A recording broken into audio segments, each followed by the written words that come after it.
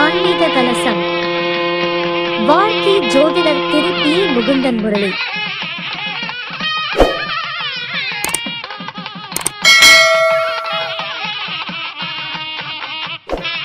நம்முடைய மகரிஷி ஜோதிட ஆராய்ச்சி அறிவத்துக்கு வருகை புரிந்து இந்த விழாவில் முன்னிலை வகித்து ஜோதிடத்தில் எளிய முறையில் பலன் கூறும் நுட்பங்களை பற்றி சிறப்புரை ஆற்ற இருக்கின்றார்கள்.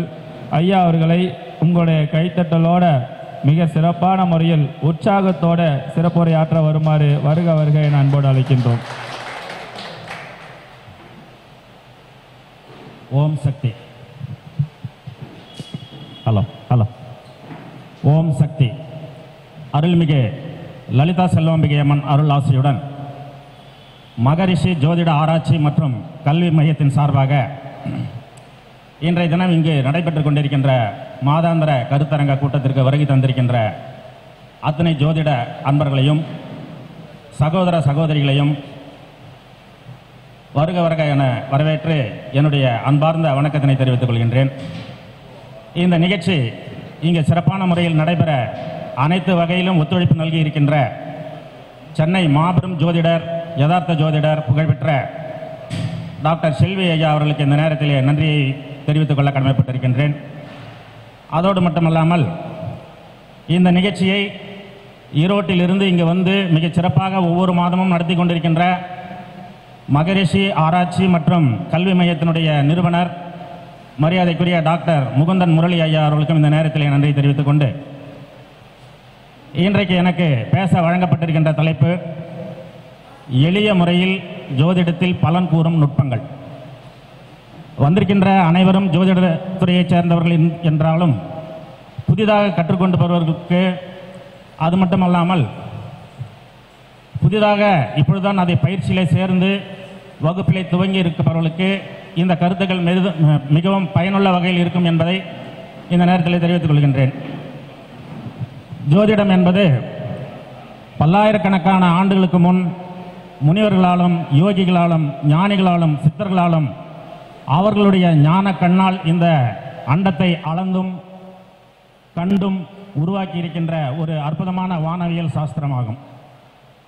ஞானம் உள்ளவர்களுக்குத்தான் இந்த ஜோதிட கலை வரும். சரஸ்வதி தேவியினுடைய கிருபாகடாட்சம் உள்ளவர்களுக்குத்தான் இந்த ஜோதிட கலை வரும். அப்படிப்பட்ட அம்சம் பொருந்தியவர்கள் தான் இன்றைக்கு இங்கே குழுமி இருக்கிறார்கள் என்பதில் எந்தவித ஐயமும் இல்லை. ஜோதிடத்தில் எளிய முறையில் பலன் கூறும் நுட்பங்கள் என்கின்ற தலைப்பில் முதலாவதாக ஆயுள் பாவம். ஒரு ஜாதகருடைய ஆயுள் பாவம் தசா காலத்தினுடைய அடிப்படையிலே 120 ஆண்டுகள் ஆகும். 85 வயதிற்கு மேல் 100 வயது வரை இருந்தால் தீர்காயுள், 75 வயதிற்கு மேல் 85 வயது வரை இருந்தால் பரிபூரண ஆயுள், 60 வயதிற்கு மேல் 75 வயது வரை இருந்தால் அது மத்தியம ஆயுள், 60 வயது வரை இருந்தால் அது குறைந்த ஆயுள், 50 வயது வரை இருந்தால் அது அற்பாயுள். இந்த ஆயுள் ஸ்தானத்தை ஒருவருடைய ஜாதகத்தில் இருந்து சுருக்கமான முறையில் எப்படி கண்டறியலாம் என்றால், அதாவது பொதுவாக ஆயுள் ஸ்தானத்தை கணிப்பதற்கு 8ஆம் இடம் அஷ்டமஸ்தானம் என்று சொல்லக்கூடிய 8ஆம் இடம், அஷ்டமஸ்தானத்திற்கு அஷ்டமஸ்தானமாகிய 3ஆம் இடம், இது போன்ற ஜாதக அமைப்புகளை வைத்து கணிப்பது உண்டு. இதை சுருக்கமாக நாம் அவருடைய ஆயுளை கணிக்க வேண்டும் என்றால் அஷ்டமாதிபதி 12, 9, 2, 3 இந்த இடங்களில் இருந்தால் தீர்காயுள் மற்றும் பரிபூர்ண ஆயுள். அவருக்கு 75 வயது முதல் 100 வயது வரை அவர் கண்டிப்பாக இருப்பார். அஷ்டமாதிபதி 8, 11, 5 இந்த இடங்களில் இருந்தால் அது மத்தியம ஆயுள். 60 வயது முதல் 75 வயது வரை அவர் நிச்சயமாக இருப்பார். அஷ்டமாதிபதி 6ஆம் வீட்டில் இருந்தால் அது குறைந்த ஆயுள், இருந்தாலும் அவர் 60 வயது வரை அவருக்கு ஆயுள் உண்டு. அஷ்டமாதிபதி 4, 7, 10 என்கின்ற கேந்திரத்தில் இருந்தால் அது அற்பாயுள். ஆனால் நீச்சம் மற்றும் பகை என்ற ஸ்தானத்தில் இருந்தால்தான் அது அற்பாயுள். கேந்திரத்தில் இருந்தாலும் அதுவும் தீர்க்கான ஆயுள் தான். கேந்திரத்தில் இருந்து நீச்சஸ்தானம் அல்லது பகைஸ்தானம் பெற்றிருந்தால் மட்டுமே அது 50 வயதுக்கு வரை உள்ள அந்த அற்பாயுள் என்று நாம் சுருக்கமாக அந்த ஆயுள் ஸ்தானத்தை கழிக்கலாம். அதற்கடுத்து ஒரு ஜாதகருக்கு எப்பொழுது திருமணம் நடைபெறும்? பொதுவாக குரு பலன் வந்தால் திருமணம் நடைபெறும் என்று எல்லோருக்கும் தெரியும். இருந்தாலும் 2 மற்றும் 7 அதிபதிகளுடைய தசாபுக்திகள், சுக்கிரன் அவருடைய தசாபுக்திகள் நடக்கும்போதும் திருமணம் நடைபெறலாம். இன்னும் துல்லியமாக சொல்ல வேண்டுமென்றால் தசாபுக்தியினுடைய அடிப்படையில் தான் ஒரு ஜாதகருக்கு திருமணம் நடைபெறும். இந்த அரங்கத்திலே குழுமியிருக்கின்ற அனைவரும் அதை பரிசோதித்து பார்க்கலாம். ஒரு ஜாதகர் சூரிய தசையில் பிறந்திருக்கிறார் என்றால் அவருக்கு ராகு தசையில் திருமணம் நடைபெறும். சந்திரன் தசையில் பிறந்தவர்களுக்கு ராகு அல்லது குரு தசையில் திருமணம் நடைபெறும். செவ்வாய் தசையில் பிறந்தவர்களுக்கு குரு தசையில் திருமணம் நடைபெறும். புதன் தசையில் பிறந்தவர்களுக்கு சுக்கிர தசையிலே திருமணம் நடைபெறும். குரு தசையில் பிறந்தவர்களுக்கு புதன் தசையில் திருமணம் நடைபெறும். சுக்கிரன் தசையில் பிறந்தவர்களுக்கு சந்திரன் அல்லது செவ்வாய் தசையில் திருமணம் நடைபெறும். சனி தசையில் பிறந்தவர்களுக்கு புதன் அல்லது கேது தசையில் திருமணம் நடைபெறும். ராகு தசையில் பிறந்தவர்களுக்கு குரு அல்லது சனி தசையில் திருமணம் நடைபெறும். கேது தசையில் பிறந்தவர்களுக்கு சூரியன் அல்லது சந்திரன் தசையில் திருமணம் நடைபெறும். இதை எல்லோரும் நாம் எந்த தசையில் பிறந்திருக்கிறோம், நமக்கு எப்போ திருமணம் ஆயிடுச்சு அப்படிங்கிறத செக் பண்ணி பார்த்தீங்கன்னா எக்ஸாக்டாக இருக்கும். அதே போன்று நம்மிடமே பலன் கேட்டு வரக்கூடிய நபர்களுக்கு கூட நம்ம இந்த தசாபுக்தியின் அடிப்படையிலே இந்த தசாவில் அவர் பிறந்திருக்கிறார் என்றால் இந்த தசாவில் தான் அவருக்கு திருமணம் நடைபெறும் என்பதை நாம் கணித்து நிச்சயமாக நம்மளால் கூற முடியும். அதற்கடுத்து புத்திர பாக்கியம்.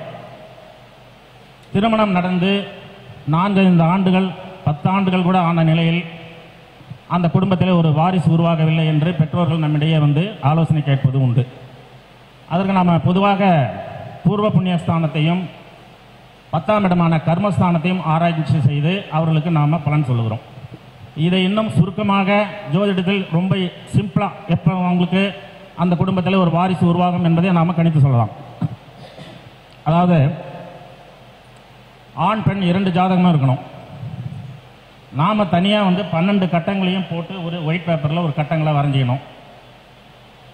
ஆண் ஜாதகத்தில் செவ்வாய் மற்றும் சந்திரன் எந்த கட்டத்தில் இருக்கிறாரோ அதே கட்டத்தை எடுத்து அதே சந்திரனையும் செவ்வாயும் நாம் புதிதாக எழுதியிருக்கின்ற அந்த பேப்பரில் கொண்டு வந்து அந்த ராசி கட்டத்தில் நிரப்பிக்கொள்ள வேண்டும். பெண் ஜாதகத்தில் சந்திரன் மற்றும் செவ்வாய் எந்த கட்டத்தில் இருக்காங்கன்னு பார்த்து அந்த அதே கட்டத்தில் நாம் தயார் செய்து வைத்திருக்கின்ற அந்த 12 ராசி கட்டத்தில் அது கொண்டாந்து நிரப்பிக்கணும். இப்போ நாம் புதிதாக தயார் செய்து வைத்திருக்கின்ற கட்டத்திலே 2 சந்திரன் 2 செவ்வாய் இருப்பாங்க. சரிங்களா? கரெக்டுங்களா சார்? ஆணுடைய சந்திரன் செவ்வாய் எடுத்து எங்கெங்கே இருக்காரோ அதே ஸ்தானத்தில் போட்டுக்கிறோம். பெண்ணுடைய ஜாதக கட்டத்தில் சந்திரன் செவ்வாய் எங்கே இருக்காரோ அதை எடுத்து இந்த கட்டத்தில் போட்டுக்கிறோம். இப்போ நம்மளுடைய நாம் தயார் செய்து வைத்திருக்கிற ஜாதக கட்டத்தில் வந்து 12 ராசி கட்டங்களில் 2 சந்திரனும் 2 செவ்வாயும் இருப்பாங்க. இப்போ இந்த 4 ஸ்தானங்களை கோச்சார குரு எப்பொழுது வந்து தொடுகிறாரோ அல்லது கோச்சார குருவுக்கு இந்த கிரகங்களுடைய இருக்கக்கூடிய ஸ்தானத்தை கோச்சார குரு எப்பொழுது பார்வையிடுகிறாரோ அப்பொழுது அந்த குடும்பத்திலே அவர்களுக்கு வாரிசு உருவாகும். என்னுடைய அனுபவத்திலே இந்த சென்னையிலே ஒரு மிகப்பெரிய ஒரு IAS ஆஃபீஸர் அவர் என்னை தொடர்பு கொண்டு எனது மகனுக்கு திருமணம் நடந்து 4 ஆண்டுகள் ஆகின்றன சார், இது வரைக்கும் கன்சீவ் ஆகலை, பல்வேறு சிகிச்சைகள் எல்லாமே மேற்கொண்டுட்டோம், ஒன்றும் இது வரைக்கும் எந்த ரிசல்ட்டும் இல்லைங்க சார் அப்படின்னாரு. நான் வந்து இதன் பிரகாரம் ஒரு அந்த ஆண் பெண் இருவருடைய ஜாதகத்தையும் வாங்கி இந்த மெத்தடில் கணித்து சென்ற ஆண்டு உங்களுக்கு வந்து அக்டோபர் மாதம் 17ஆம் தேதி முதல் 24ஆம் தேதிக்குள் அவர்கள் கன்சீவ் ஆவாங்க அப்படின்னு சொல்லிட்டு ஒரு ஆலோசனை கொடுத்துருந்தேன். கரெக்டாக அந்த இடைப்பட்ட அந்த காலத்தில் அவர் கரெக்டாக எனக்கு கால் பண்ணி ஹாஸ்பிட்டலுக்கு போயிட்டு செக் பண்ண சார் பாசிட்டிவ்னு வந்திருக்கு, இது எங்களுக்கே ஒரு மிராக்கலாக இருக்குது அப்படின்னு சொல்லி சொன்னார். எனவே நீங்களும் வந்து புத்திரபாக்கியம் என்று வரக்கூடிய நபர்களுக்கு இந்த மெத்தடில் நீங்கள் கணித்து சொன்னீங்கன்னாக்கா நிச்சயமாக அவங்களுக்கு அது கண்டிப்பாக அது அவங்களுடைய வாழ்க்கையில் கண்டிப்பாக கிடைக்கும்.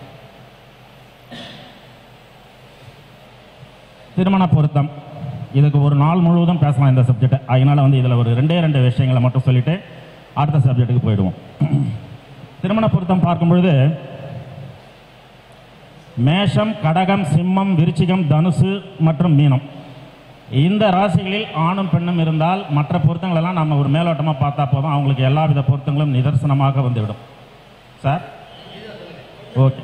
மேஷம், கடகம், சிம்மம், விருச்சிகம், தனுசு, மீனம் இந்த ராசிகளிலே ஆணும் பெண்ணும் இருந்தால் அவர்களுக்கு எல்லா விதமான பொருத்தங்களும் ஆட்டோமேட்டிக்காக வந்துடும். நாம் ஓரளவு அதை பார்த்து அவர்களுக்கு நம்ம பரிந்துரை செய்திடலாம்.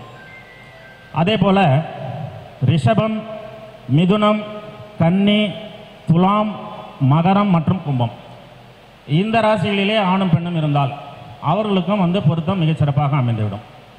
முதலில் சொன்ன 6லிருந்து ஆணும், இரண்டாவது சொன்ன 6லிருந்து பெண்ணும் அப்படி இருந்தாக்கா தான் நாம் ரொம்ப டீப்பாக அந்த திருமண பொருத்தத்தை நாம் அனலைஸ் பண்ணி அவர்களுக்கு பரிந்துரை செய்யணும் அப்படிங்கிறத இந்த நேரத்தில் தெரிந்து கொள்ளலாம். அதற்கடுத்து ஜோதிடர்களாகிய நம்ம அனைவருக்குமே ஒரு மிகப்பெரிய சந்தேகம், கேது தசையில் திருமணம் செய்யலாமா? பொதுவாக தசாபுக்தியை பார்ப்போம், இவருக்கு கேது தசை நடக்குது சார், இப்போ நீங்கள் கல்யாணம் பண்ணிங்கன்னா கண்டிப்பாக பிரிவினை ஏற்பட்டுடும் அப்படின்னு சொல்லிட்டு இந்த கேது தசை முடிஞ்சதுக்கப்புறம் நீங்கள் இவங்களுக்கு திருமணம் செய்யுங்க அப்படின்னு சொல்லிட்டு பெரும்பாலான ஜோதிடர்கள் சொல்லுவாங்க.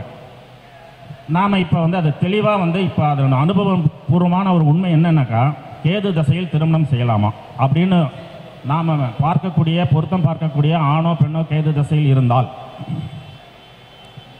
ஆணுக்கு சுக்கிரன் வீட்டில் கேது இருந்தாலும் சுக்கிரன் நட்சத்திரத்தில் கேது இருந்தாலும் கேது தசா நடக்கும் பொழுது திருமணம் கண்டிப்பாக செய்யலாம். சுக்கிரன் சார் இன்னொரு தடவை சொல்லணுமா? ஓகே. ஆணுக்கு சுக்கிரன் வீட்டில் கேது இருந்தாலும்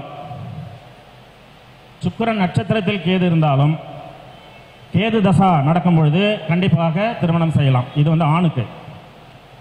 சுக்கிரனுடன் கேது 5 டிகிரிக்குள் இணைந்திருந்தால் திருமணம் செய்யக்கூடாது. ஆணுக்கு சுக்கிரனுடைய கேதுனுடைய டிகிரி டிஸ்டன்ஸ் பார்க்கும் பொழுது 5 டிகிரிக்குள்ளே இருந்தாக்கா கேது தசையில் திருமணம் செய்யக்கூடாது, கண்டிப்பாக பிரிவினை வரும். இப்போ அடுத்து பெண் ஜாதகத்தை பார்க்கணும். சுக்கிரனோடு கேது சேர்ந்து பெண்ணுக்கு இருந்தாலோ செவ்வாயோடு கேது சேர்ந்து ஆணுக்கு இருந்தாலோ கேது தசையில் திருமணம் செய்யக்கூடாது. அதாவது கிரகங்களுடைய இணைவு, பெண்ணுக்கு சுக்கிரனும் கேதுவும் சேர்ந்திருக்காங்க, ஆணுக்கு செவ்வாயும் கேதுவும் சேர்ந்திருக்காங்க. இப்போ திருமணம் நடைபெறக்கூடிய நிலையிலே அவர்களுக்கு இப்போ கேது தசை நடைபெறுகிறது என்றால் அதை நம்ம பரிந்துரை செய்யக்கூடாது. அது இந்த கேது தசை முடிந்ததுக்கப்புறம் செய்ய சொல்கிறது தான் உத்தமம். அதற்கடுத்து பெண்ணுக்கு செவ்வாய் வீட்டில் கேது இருந்தாலும் செவ்வாய் நட்சத்திரத்தில் கேது இருந்தாலும் திருமணம் செய்யலாம். பெண் ஜாதகத்தில் பொறுத்த வரைக்கும் செவ்வாயினுடைய வீட்டில் கேது இருக்காரு, செவ்வாய் நட்சத்திரத்தில் கேது இருக்காருன்னும் பொழுது கேது தசை நடக்கும்போது தாராளமாக அவங்களுக்கு திருமணம் செய்யலாம், எந்த விதமான பிரிவினையும் அவர்களுக்கு ஏற்படாது.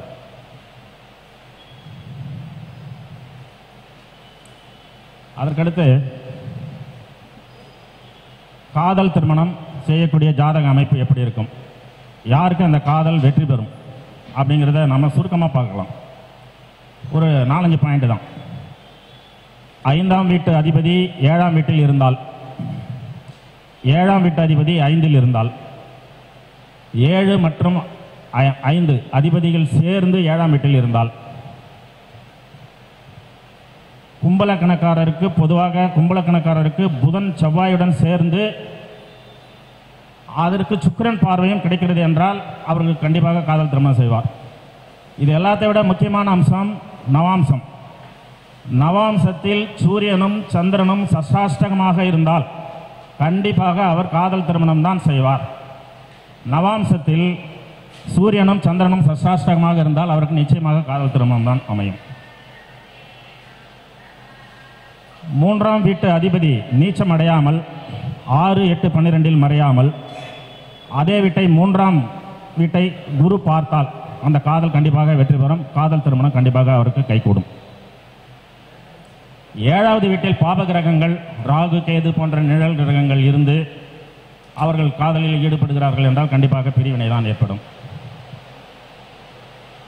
சுக்கிரனும் செவ்வாயும் சேர்ந்து ஒரே கட்டத்தில் இருக்காங்க அப்படின்னாக்கா அவர்கள் அந்த காதலை வெற்றி பெறுவதற்காக எந்த எல்லை வரை வேண்டுமானாலும் செல்வார்கள்.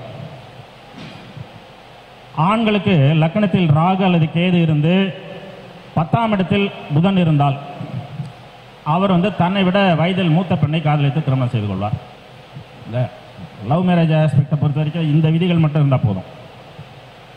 1 minute.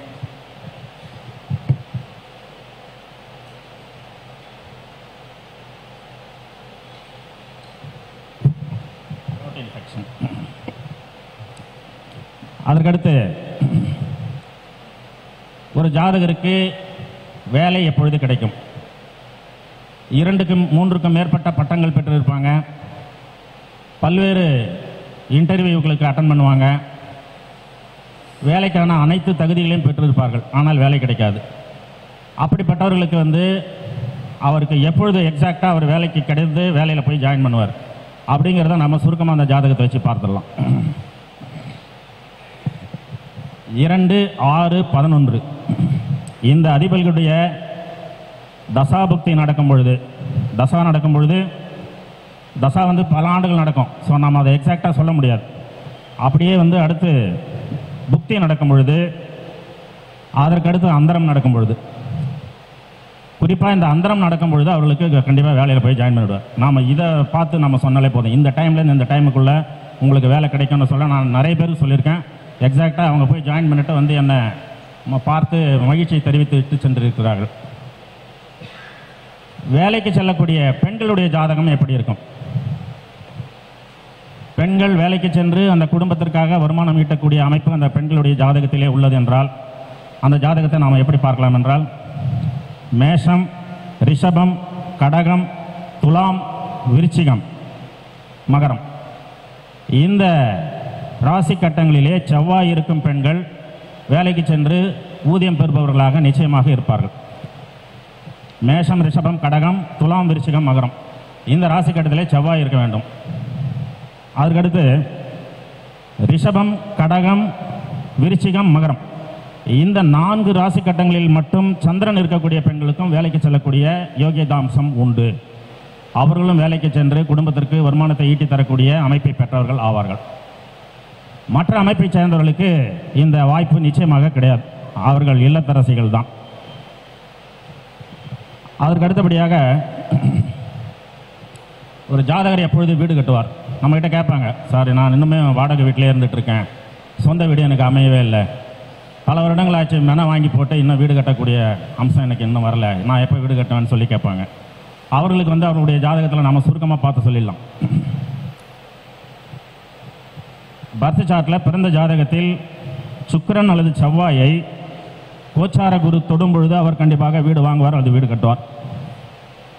அல்லது சுக்கிரன் செவ்வாய்க்கு 5 அல்லது 9 குரு சஞ்சாரம் செய்து வரும்பொழுது அவர் நிச்சயமாக வீடு வாங்குவார். ஆண் ஜாதகத்தில் 4ஆம் அதிபதி சுக்கிரன் செவ்வாய் இவர்கள் 6, 8, 12 மறைந்திருந்தால் அவர்கள் பெயரில் மனையோ வீடோ வாங்கக்கூடாது. கண்டிப்பாக அதில் வில்லங்கம் வரும், அதில் நிரந்தரமாக அவர் வசிக்க முடியாத சூழ்நிலை ஏற்பட்டுவிடும். ஆண் ஜாதகத்தில் 4ஆம் அதிபதி சுக்கிரன் மற்றும் செவ்வாய் இந்த 3 பேர் 6, 8, 12 மறைந்திருந்தால் அவர்கள் பெயரில் வாங்கக்கூடாது, அவருடைய துணைவியார் மனைவியார் பெயரில் வாங்கலாம். அதே போன்று மனைவிக்கு இருந்தாலும் நாம் அவங்க பேரில் வாங்கக்கூடாது, நம்ம பேர்லேயே வாங்கிக்கிறது தான் சிறப்பு. அதற்கு அடுத்தபடியாக தொழில் வியாபாரம் என்பது எல்லோராலையும் செய்துவிட முடியாது. நிறைய முதல் போட்டு லட்சக்கணக்கான முதல் போட்டு ஒரு தொழில் ஆரம்பித்து ஒரு வியாபாரத்தை ஆரம்பித்து நட்டப்பட்டவர்கள் எவ்வளோ பேர் இருக்கிறாங்க. வாங்கிய கடனுக்கு வட்டி கூட கட்ட முடியாத சூழ்நிலையில் அந்த வியாபாரத்தையோ தொழிலையோ ஒட்டுமொத்தமாக மூடிவிட்டு இருக்கக்கூடிய நபர்களெல்லாம் நீங்கள் பார்த்துருப்பீங்க. அப்படின்னா வந்து அந்த தொழில் அம்சம் யாருக்கு வரும்? எப்படிப்பட்ட ஜாதக அமைப்பு இருந்தால் அவருக்கு வந்து அந்த தொழில் செய்து அவர் மேலும் மேலும் வளர்ச்சி அடைந்து அந்த தொழில் முன்னேற்றத்துக்கு வருவார்? இது லக்ன வாரியாக பார்க்க வேண்டும், ராசி கட்டெல்லாம் பார்க்க வேண்டாங்க. மேஷ லக்கணக்காரருக்கு வந்து சனி வலுப்பற்ற நிலையில் இருந்தால் அவர் தொழில் செய்யலாம். மேஷ லக்கணத்தைச் சேர்ந்த ஒருவருக்கு சனி பகவான் ஆட்சி உச்சம் அந்த மாதிரியான வீட்டில் இருந்து வலுப்பெற்ற நிலையில் இருந்தால்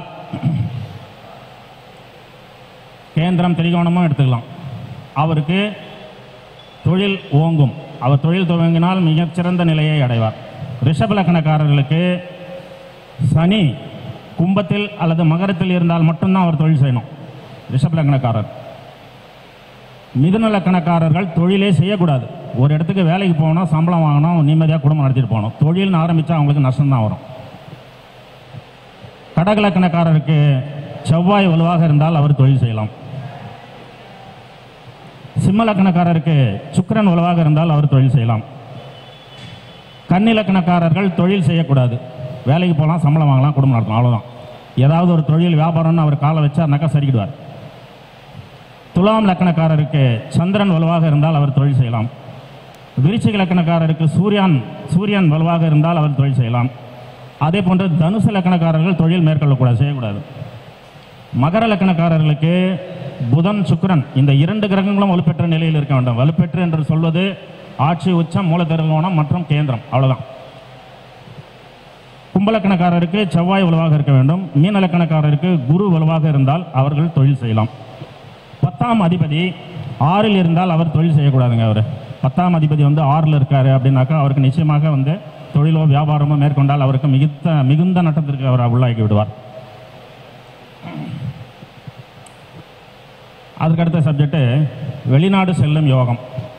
இன்றைக்கி நிறைய பேர் ஐடி செக்டாரில் இருக்கிறவங்களுடைய பெற்றோர்கள் நம்மளை பார்க்கும்பொழுது, சார் என்னுடைய பிள்ளை ஐடி கம்பெனியில் 2-3 வருஷமாக வேலை பார்த்துட்டு இருக்காரு, அவர் வெளிநாட்டுக்கு சென்று நிறைய சம்பாதிக்கக்கூடிய அமைப்பு அவருக்கு ஜாதகத்தில் இருக்கான்னு பார்த்து சொல்லுங்கன்ட்டு நிறைய பேர் கேட்பாங்க. அது நாம் சுருக்கமாக பார்த்துடலாம். இது கரெக்டாக எக்ஸாக்டாக இருக்கும். ராகு கேதுவிற்கு ஒரு புறம் குரு, மறுபுறம் சனி இருந்தால் அவர் நிச்சயமாக ஆணாக இருந்தால், அந்த ஜாதகர் ஆணாக இருந்தால் அவர் நிச்சயமாக வெளிநாடு செல்வார். பிறந்த ஜாதகத்திலே ராகுவுக்கும் கேதுவுக்கும் ஒரு நேரம் ஒரு கோட்டை போட்டுட்டு ஒரு பக்கம் குருவும் ஒரு பக்கம் சனி இருந்தாக்கா அவருக்கு அந்த வாய்ப்பு உண்டு. ராகு கேதுவிற்கு ஒரு புறம் சுக்கிரன் மறுபுறம் சனி இருந்து அந்த ஜாதகர் பெண்ணாக இருந்தால் அவர் வெளிநாடு செல்வார். லக்னத்திற்கு 12ல் ராகு இருந்தாலும் சந்திரன் இருந்தாலும் வெளிநாடு செல்லக்கூடிய வாய்ப்பு உண்டு. பொதுவாக 4ஆம் வீடு வலுவற்ற நிலையிலும் 8 மற்றும் 12ஆம் வீடுகள் வலுப்பெற்ற நிலையிலும் இருந்தால் அவருக்கு வெளிநாடு செல்லக்கூடிய வாய்ப்பு உண்டு. 10ஆம் வீட்டில் ராகு கேது இயற்கை சுபர்களுடன் இணைவு பெற்று இருந்தாலும் அந்த வாய்ப்பு அவருக்கு உண்டு. இதில் முக்கியமாக தெரிந்து கொள்ள வேண்டும், 12ஆம் வீட்டில் கேது இருந்தால் அவருக்கு வெளிநாடு செல்லக்கூடிய வாய்ப்பு வந்தாலும் அவர் செல்லக்கூடாது. வெளிநாட்டில் சென்று சிறைப்படக்கூடிய சூழ்நிலை, பிரச்சனைகளை சந்திக்கக்கூடிய சூழ்நிலை அவருக்கு ஏற்படும். யாருக்கெல்லாம் 12ல் கேது இருக்கிறார்களோ அவர்கள் வெளிநாடு செல்வதை தவிர்ப்பது நல்லது. வெளிநாடு செல்றப்பது இந்த ஷார்ட்டாக நீங்கள் பார்த்து சொன்னாலே போதும். அதுக்கடுத்த சப்ஜெக்டு சார், டைம் இருக்குங்களா? இன்னொரு 2 சார். அதற்கடுத்த சப்ஜெக்ட் பணம் தனம். பணம் தனம் என்றால் என்னன்னாக்கா பணம் அப்படிங்கிறது நம்மளுடைய குடும்ப வாழ்க்கைக்கு நமக்கு தேவையான அளவிற்கு பிள்ளைகளை படிக்க வைப்பதற்கு, வீட்டு வாடகை கட்டுவதற்கு, கரண்ட் பில் கட்டுவதற்கு நமக்கு போதுமான அளவிற்கு வருவாய் கிடைக்கிறது என்றால் அது பணம். தனம் என்பது நமக்கு மீறி வருமானம் நம்முடைய பிள்ளைகளுக்கு, பேரன் பேத்திகளுக்கெல்லாம் சேர்த்து வச்சுட்டு வீடு, மன, கார் அப்படி நிறைய உற்பத்தி செய்து பின்னால் வரக்கூடிய சந்ததியர்களுக்கும் சொத்து சேர்த்து வைக்கிறாங்க பாருங்கள், அதுதான் தனம். இப்போ பணம் அப்படின்னு முதல்ல சொன்ன ஆஸ்பெக்ட், இந்த ஜாதகத்தில் மொத்தம் 6 விதிகள் இருக்குது. இந்த 6 விதிகள் ஒருத்தருக்கு இருந்ததுனாக்கா அவருக்கு வாழ்க்கைக்கு தேவையான பணம் அவருக்கு ஏதாவது ஒரு வகையில் வந்து கொண்டே இருக்கும். நம்பர் 1, குரு பகவான் சுக்கிர பகவானுடன் இணைந்து ஒரே வீட்டில் இருந்தால். குரு பகவான் சுக்கிரன் வீடான ரிஷபம் மற்றும் துலாத்தில், சுக்கிர பகவான் குருவின் வீடான தனுசு அல்லது மீனத்தில் இப்படி பரிவர்த்தனை ஆகியிருந்தால், இது 2வது பாயிண்ட். குரு பகவான் சுக்கிர பகவானுடன் இணைந்து ஒரே வீட்டில் இருந்தால் இந்த 6 விதிகளில் இது நம்பர் 1. நம்பர் 2 குரு சுக்கிரன் வீடான ரிஷபம் மற்றும் துலாத்திலும், சுக்கிரன் குரு பகவானின் வீடான தனுசு அல்லது மீனத்திலும் இப்படி பரிவர்த்தனை ஆகியிருந்தால் இது 2வது விதி. 3வது விதி, குருவுக்கு பார்வை 7, சுக்கிரனுக்கு 7, இவர் ஒருவரை ஒருவர் பரஸ்பரம் பார்த்து கொண்டால் இது 3வது விதி. 4வது விதி குருவினுடைய நட்சத்திரங்களான புனர்பூசம், விசாகம், பூரட்டாதி இந்த நட்சத்திரங்களில் சுக்கிரன் அமர்ந்திருந்தால். 5, சுக்கிரனுடைய நட்சத்திரங்களான பரணி, பூரம், பூராடம் இந்த நட்சத்திரங்களில் குரு பகவான் அமர்ந்திருந்தால். எந்த லக்கணமாக இருந்தாலும் குரு பகவான் 2 அல்லது 11ஆம் இடத்தில் ஆட்சி, உச்சம் பெற்றிருந்தால். இந்த 6 விதிகளில் ஏதாவது ஒரு விதி அந்த ஜாதகருக்கு பொருந்தி வருகிறது என்றால் அவருடைய வாழ்க்கைக்கு தேவையான பணம் அவருக்கு ஏதாவது ஒரு வகையில் வந்து கொண்டே இருக்கும். 2வது நான் சொன்னது அடுத்த தலைமுறைக்கு வரைக்கும் நிறைய சொத்து சேர்த்து வைக்கக்கூடிய யோகம். மேற்கண்ட 6 விதிகளில் 5 விதிகள் பொருந்தி வர வேண்டும். நமக்கு தேவையான பணம் மட்டும் இருக்குன்னா அந்த ஒரு விதி வந்தாலே போதும். பின்னால் வரக்கூடிய சந்ததியினர்களுக்கும் சேர்த்து வைக்கக்கூடிய சொத்து அந்த வாய்ப்பு, அந்த அமைப்பு யாருக்கு இருக்குதுன்னாக்கா இந்த 6 விதிகளில் 5 விதிகள் வரணும் அவங்களுக்கு. அதனுடன் இந்த 9ஆம் பாவகமான பாக்கியஸ்தானாதிபதி வலுப்பெற்று இருக்க வேண்டும். இந்த 5 பிளஸ் இது 1. அதற்கடுத்து குரு நட்சத்திரங்களான புனர்பூசம், விசாகம், பூரட்டாதி இந்த நட்சத்திரங்களில் 9ஆம் அதிபதி அமர்ந்திருக்க வேண்டும், பாக்கியாதிபதி அமர்ந்திருத்தல் வேண்டும். முக்கியமாக நீசம், அஸ்தங்கம் ஆகியிருக்கக்கூடாது. இந்த 5 விதிகளுடன் இந்த 2 விதிகளும் பொருத்தி வருகிறது என்றால் அவருக்கு நிறைய பணம் சேரும், சொத்துக்கள் சேரும். அதுக்கடுத்து கோட்டீஸ்வர யோகம், கோடி கோடியாக பணம் சேர்த்து அந்த மாதிரி நிறைய நாம் பார்த்துருக்குறோம். அப்படிப்பட்ட ஒரு யோகம் அமைப்பு யாருக்குன்னாக்க இந்த மேற்கண்ட 6 விதிகளில் 5 விதிகள் பொருந்தி இருக்கும் அவங்களுக்கு. பாக்கியாதிபதி யாரோ அவருடைய நட்சத்திரங்களில் குரு பகவான் அமர்ந்திருக்க வேண்டும். இந்த 2 அமைப்புகளுடன் கூடுதலாக ஒரு ஜாதகத்தில் உள்ளது என்றால் அவர் தான் கோடீஸ்வர ஜாதகம். அதுக்கு அடுத்த சப்ஜெக்ட்டுக்கு போய்டும். இன்னும் ஒரே சப்ஜெக்ட் தான் இருக்குது. இது கசர யோகம். இதை பற்றி உங்களுக்கு நிறைய தெரிஞ்சிருக்கும். இருந்தாலும் மிக முக்கியமான ஒரு அம்சம் இது. இது எதற்குனாக்கா திருமணம் மற்றும் சுப காரியங்களுக்கு நாள் குறித்து தருவதற்கு நம்மிடையே வாடிக்கையாளர்கள் கேட்கும் பொழுது இந்த யோகத்தை நாம் பார்த்து கணித்து கொடுக்கணும்.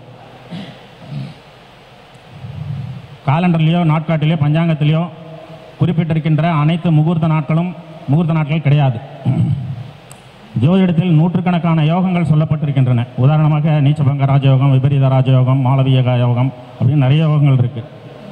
அதே மாதிரி பஞ்சாங்கத்திலும் நாள்காட்டிலும் 27 யோகங்கள் கிரகங்களினுடைய முழு சுற்றளவான 360 டிகிரியை 13.20 டிகிரிகளால் பிரித்து விஷ்கம்பம், பிரீத்தி, ஆயுஷ்மான் என்று 27 யோகங்கள் போயிட்டுருக்கோம்.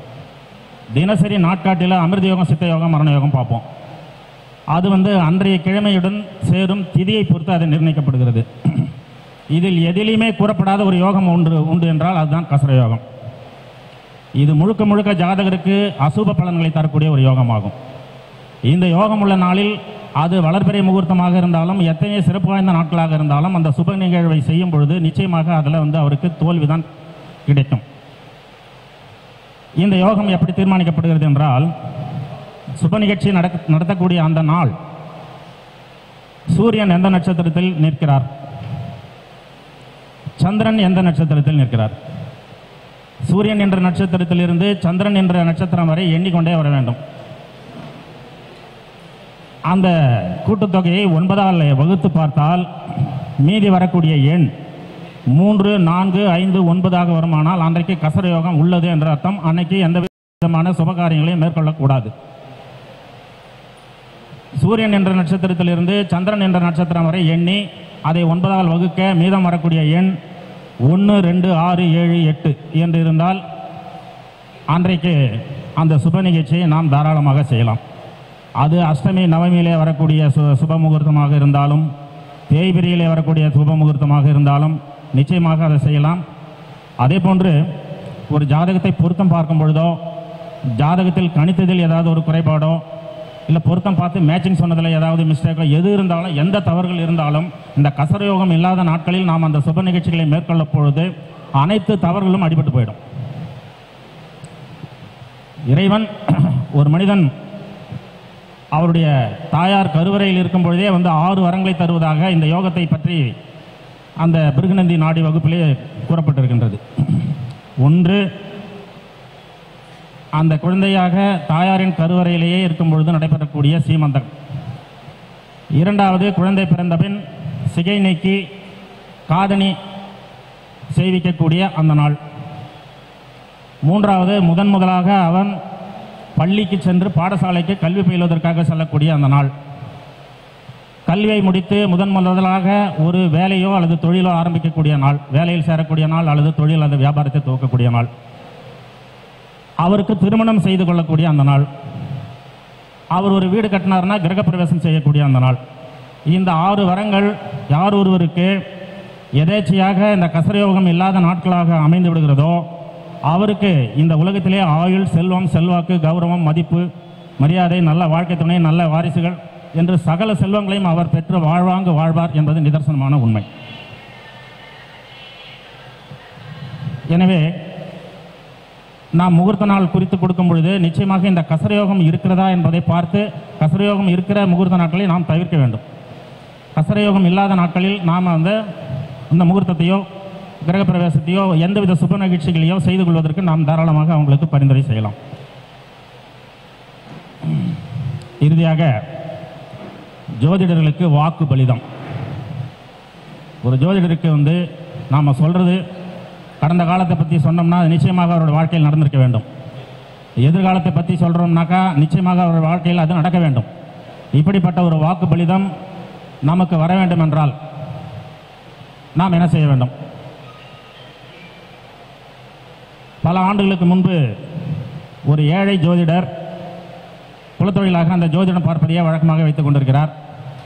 அதில் போதிய வருமானம் இல்லை. ஒரு நாட்களுக்கு யாருமே வரமாட்டேங்கிறாங்க. இப்படியாப்பட்ட சூழ்நிலையிலே அவர் ஒரு மகா பெரியவாவை சென்று சந்தித்து, சார், நான் இந்த குலத்தொழிலாக ஜோதிடத்தை செய்து வருகிறேன், எனக்கு இதில் எந்த விதமான வருமானமும் இல்லை, மிகவும் குடும்பம் ஏழ்மையில் கஷ்டப்பட்டு கொண்டிருக்கின்றோம், இதற்கு நீங்கள் தான் ஏதாவது ஒரு வழி சொல்ல வேண்டும் என்று கூறுகிறார். அப்பொழுது மகா பெரியவா, உன்னுடைய வாக்கு பலிக்க வேண்டும் என்றால், உங்களுடைய வாக்கு பலித்தால் உன்னை தேடி நாடி நிறைய கஸ்டமர்கள் வருவாங்க. அதற்கு நீங்கள் செய்ய வேண்டியது ஒரே ஒன்று தான். கம்பராமாயணத்தில் வரக்கூடிய இந்த ஒரே 4 வரி செயல்: நாடிய பொருள் கைகூடும், ஞானமும் புகழும் உண்டாம், வீடியல் வழியதாக்கம் வேரியம் கமலை நோக்கும், நீடிய அரக்கர் சேனை நீர்பட்ட அழிய வாகை, சூடிய சிலை ராமன் தோல்வழி கூறுவோர்க்கே. ஒரு ஜாதகத்தை கையில் எடுத்தவுடனே இந்த செயலை ஒரு முறை நாம் மனதில் ஒரு முறை படித்துவிட்டு அதன் பிறகு பலன் சொல்ல ஆரம்பித்தால், கடந்த காலங்களை பற்றி சொன்னால் அது அப்படியே அவர் வாழ்க்கையில் நடந்திருக்கும், எதிர்காலத்தை பற்றி சொன்னால் அவருக்கு அந்த வாழ்க்கையில் அவருக்கு நடக்கும். இது நிதர்சனமான உண்மை. இதற்கான பொருள் நாடிய பொருள் கைகூடும், நீங்கள் விரும்பிய பொருள் புகழை அடையலாம், ஞானமும் புகழும் உண்டாம், அறிவுத்திறனையும் அடையலாம், முக்தி மார்க்கத்தை அடையும் வழியையும் கொடுத்து அருளப்படுவீர்கள், நறுமணம் பொருந்திய திருமகளும் உங்கள் மீது அருட்பார்வை புரிவாள், போரில் எண்ணிலடங்கா அரக்கர்களை சாம்பலாக அழித்து ஒழித்து வெற்றி பெற்று மலர் மாலை சூடிய ராமபிரானின் தோல் வலிமையை பற்றி நாம் முதலில் கூறி அந்த ஜாதகத்தை கையில் எடுத்தால் நாம் கூறுகின்ற அனைத்து பலன்களும் நிச்சயமாக நடக்கும் என்று கூறி, இப்படிப்பட்ட ஒரு அருமையான வாய்ப்பினை எனக்கு வழங்கிய மகரிஷி ஜோதிட ஆய்வு மையம் மற்றும் கல்வி மையத்தினுடைய நிறுவனர் அன்பிற்கும் பாசத்திற்கும் உரிய டாக்டர் முகுந்தன் ஐயா அவர்களுக்கு மீண்டும் ஒரு முறை நன்றி பாராட்டி நிறைவு செய்கிறேன். நன்றி, வணக்கம், ஓம் சக்தி.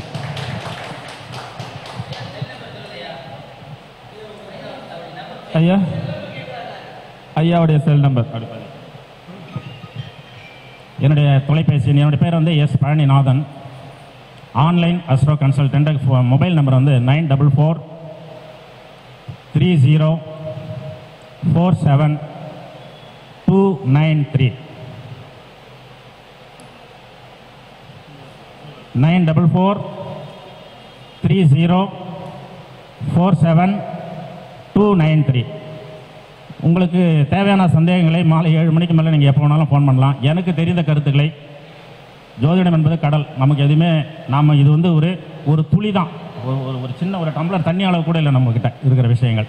ஸோ எனக்கு தெரிந்த கருத்துக்களை உங்களுக்கு நான் எப்பொழுதும் சொல்வதற்கு கடமைப்பட்டிருக்கிறேன் என்று கூறி நன்றி கூறி நிறைவு செய்கிறேன். வணக்கம். மிக சிறப்பு. ஜோதிடம் பலன் சொல்லக்கூடிய ஒரு வழிமுறையில் இருந்து அடுத்தது திருமண பொருத்தம், முகூர்த்த நாள் குறிக்கிறது எப்படி, ஒரு பலன் எளிமையாக எடுக்கிறது மட்டுமல்ல, பரிகாரத்தில் எப்படி நம்ம சொல்ல வேண்டும், எதை நம்ம ஜோதிடத்தில் எளிமையாக எடுத்துக்கொண்டால் நமது வாழ்க்கையில் ஜெயிக்க முடியும் அப்படின்ற ஒரு விஷயத்தில் எல்லாமே ரொம்ப ஒரு அற்புதமான ஒரு வழிமுறைகளை பொறுமையாக நிதானமாக எல்லாரும் புரிந்து கொள்ளும் அளவிற்கு ரொம்ப அற்புதமான முறையில் விளக்கத்தை கொடுத்த நம்முடைய பழனிநாதன் ஐயா அவர்களுக்கு ராஜா சங்கர் ஐயா அவர்கள் சந்தனமாலை அணிவித்து, கிரீடம் நம்முடைய மணிமுருகேசன் ஐயா அவர்கள் முதல் முறையாக நம்முடைய மகரிஷி ஜோதிட ஆராய்ச்சி அறிவியத்துக்கு சிறப்பு முன்னிலையாக வகித்து அற்புதமான முறையில் சிறப்புரையாற்றிய ஐயா அவர்களுக்கு நம்முடைய மகரிஷி ஜோதிட ஆராய்ச்சி அறிவித்தின் சார்பாக சிறப்பு செய்ய இருக்கின்றது. உங்களுடைய கைத்தட்டலோடு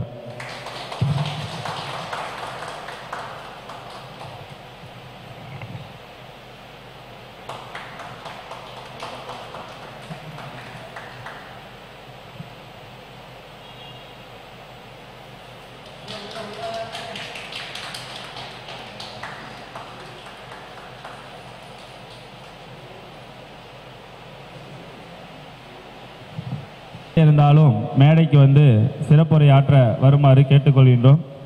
நம்முடைய கோவிந்தராஜ் ஐயா அவர்கள் இங்கே வருகை புரிந்திருக்கிறார். அவர்கள் வந்து முன்னாடி உட்காந்தா கொஞ்சம் நிகழ்ச்சி சிறப்பாக நடைபெறுவதற்கு உறுதுணையாக இருக்கும் அப்படின்றதையும் இந்த நேரத்தில் தெரிவித்துக் கொள்கின்றேன். மேடைக்கு இல்லை, அவங்க அப்புறம் கூப்பிடலாம்.